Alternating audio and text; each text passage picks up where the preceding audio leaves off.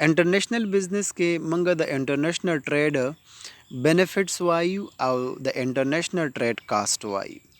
نو په دې کې مونږه انټرنیشنل ټریډ کې د دوه کمپنۍ خبره وکړه چې یو ته مونږه آن شور آوټ سورسینګ کمپنی وایو، بل ته مونږه آف شور آوټ سورسینګ کمپنی وایو. ستاسو په چپټر کې آف شور شته، آن شور نو لیکل شوی. نو اوس آن شور کم څه ته وایي؟ آن شور هغه کمپنی چې هغه ډومېسټک لیول یا یو کمپنی ده ډومېسټیکلی د بلې کمپنۍ سروس obtain کوي.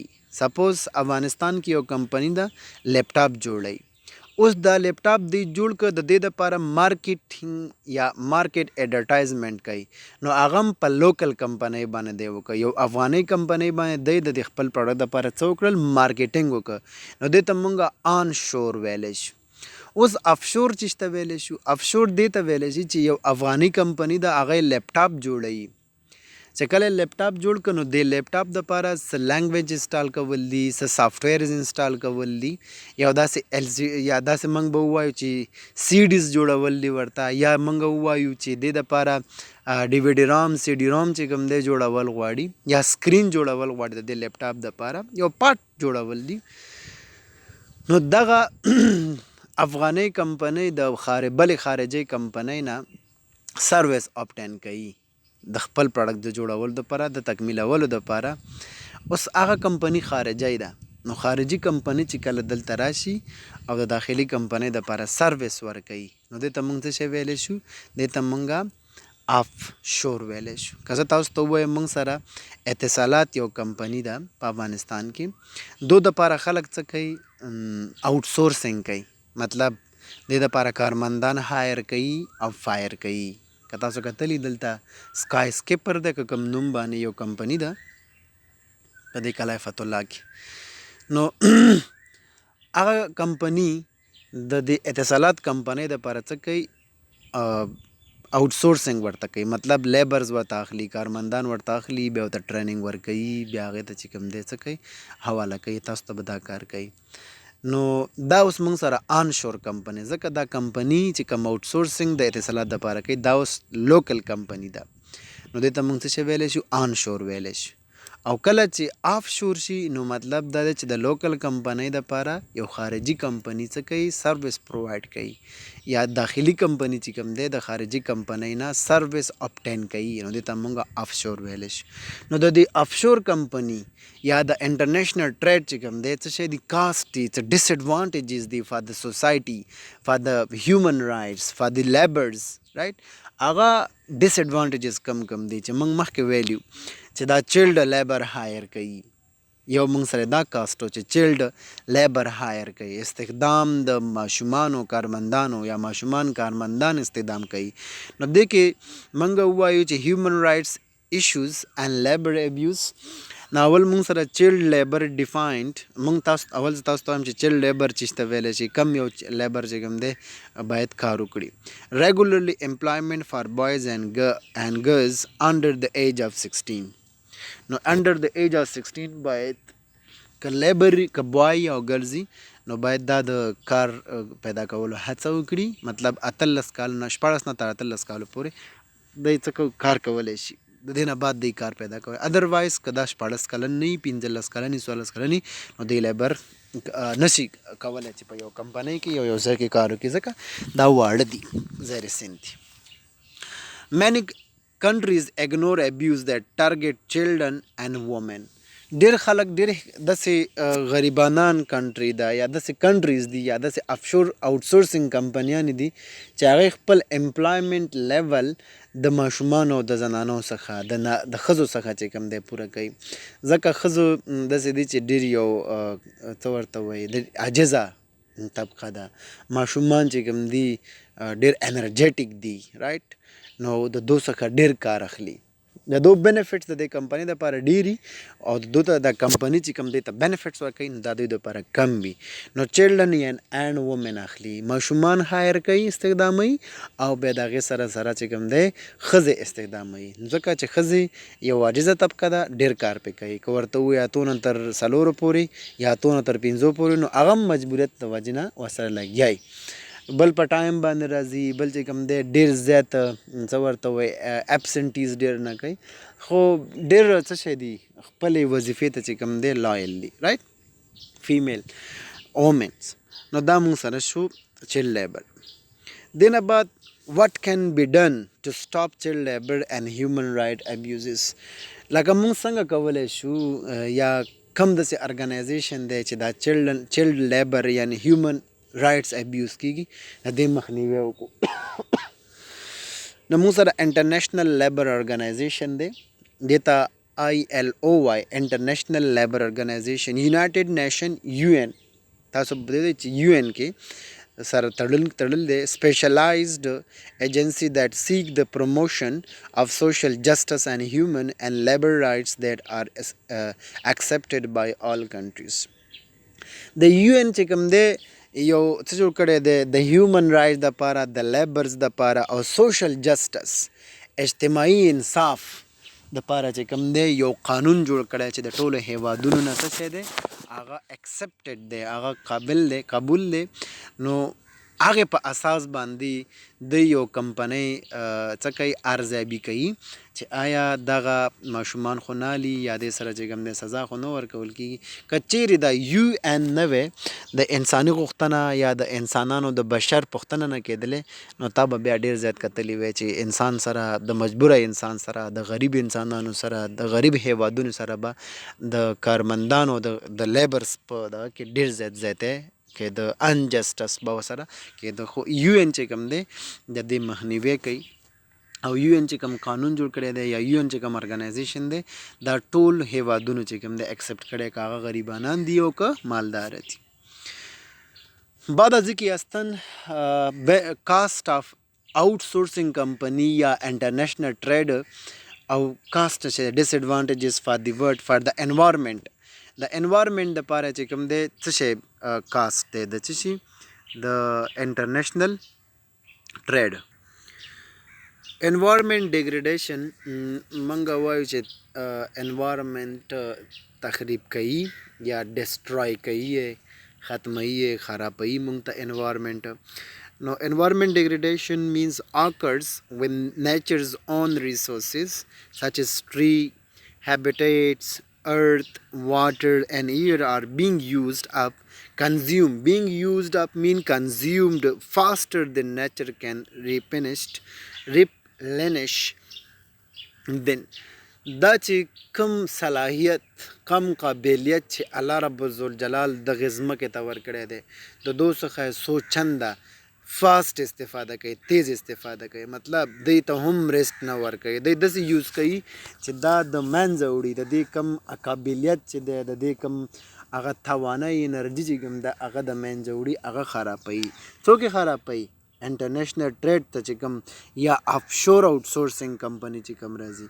نو تاسو د پیکچرز کې وګورئ که دغه ځمکې شي نو ډیفینیټلی دغه انوایرمنټ فار د نیکسټ جنریشن بیا دا ورک یا کار نه ورکوي، نو دوی به بیا څه شي کوي نور هم یو به پسماندهی نور هم پسمانده کیږي. نو د پسمانده کولو دپاره د ختمېدلو دپاره او د نور فردر غریب کېدلو دپاره چې کوم دی دوی کوشش کوي چې دا هیواد نور هم غریب شي. دې نه بعد موږ سره دی باید څه رقم ته استفاده کړو. که زه چیرته یا افغانستان ته یو افشور کمپنی راشي او د مونږه انوایرمنټ یوز کوي، د مونږه محیط استفاده کوي، نو باید څه رقم ته استفاده کوي؟ باید سسټینیبل ډیولپمنټ په فکر کې دی ونیسي، په نظر کې باید دی ونیسي. نو سسټینیبل ډیولپمنټ چې ته وایي د پروسیس آف ډیولپینګ لینډ cities, buildings and communities that meet the need of present without compromising the ability of future generation to meet their own needs. کم لینډ چې مونږ استفاده کوو د دې ډیولپ کول، د سیټیز ډیولپ کول، د بزنس ډیولپ کول، د کمیونټیز ډیولپ کول چې هغه د بغیر څه کمپرومایز د وجې نه د خلکو څه کې د موجوده خلکو ضرورت پوره کړي دا سټیسفاید کړي او د نیکسټ جنریشن خلکو هم د هغوی ضرورت هم په دې باندې پوره شي. موږ باید داسې ونه کړی شو زیاتره وخت کې موږ به چې په مکتب کې یو یا به په مکتب کې چې یو نو استاد به موږ ته دا خبره کوله چې دغه چیر تاسو دغسې استفاده کوئ چې تاسو ته نه لاړ شي بل نفر چې راشي که ستاسو کشر ورور راشي یا که ستاسو زوی راشي یا که ستاسو لمسی راشي دومره حده پورې به یې ته خبره کوه چې ستاسو زوی راشي لمسی راشي چې هغه هم استفاده کړي مطلب هغې ته هم د استفادې وړ شي. نو موږ به بیا هغه چوکو سره هغه چیر سره ډېر احتیاط کوو. نو اوس موږ کم ریسورسز استفاده کوو کم انوایرمنټ د افغانستان استفاده کوو باید داسې استفاده کو چې د موجوده خلکو ضرورت هم پوره کړي او د آینده خلکو هم ضرورت څه کړي پوره کړي. داسې نه چې بیا هغوی موږ ته څه کړي بد رد وایي خیرا کوي رایټ. نو موږ باید دغسې استفاده وکړو. نو سسټینیبل ډیولپمنټ چې موږ کم ډیولپمنټ کوو په کمیونټي کې ډیولپمنټ ان لینډ ډیولپمنټ ان بزنس ان سیټیز دا موږ وداوټ کمپرومایز دا پریزنټ موجوده خلک هم استفاده کړي او فیوچر نیکسټ کم خلک را روان دي هغوی هم څه کړي استفاده کړي. دې ته موږ سسټینیبل ډیولپمنټ وایو. نو کله چې موږ آفشور آوټ سورسینګ کوو باید منګه دوی ته د سسټینیبل ډیولپمنټ په فکر کې یا د دوی ته د دې فکر باید مونږ سره وي.